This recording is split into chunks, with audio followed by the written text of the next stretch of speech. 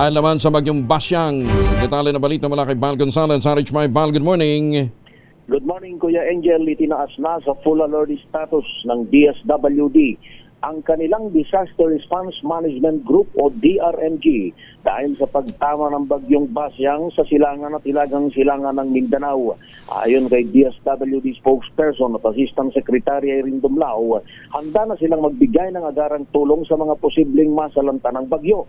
Bahagya ni ito ng pinalakas na Bagong Bansa Handa program upang matiyak na may sapat na relief goods sa kanilang mga warehouses sa buong bansa bago pa man dumating ang isang kalamidad gaya ng bagyo. Sabi ni Dumlao, nakaposisyon na ang mga family food packs sa iba't ibang rehiyon kasama na rito mga non-food items.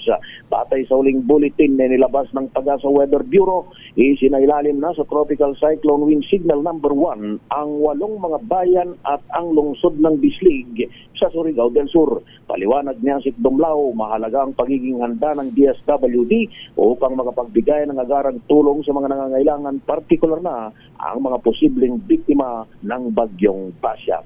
Ako si Val Gonzalez, DZRH, una sa Pilipinas, una sa Pilipino. Maraming salamat, Val.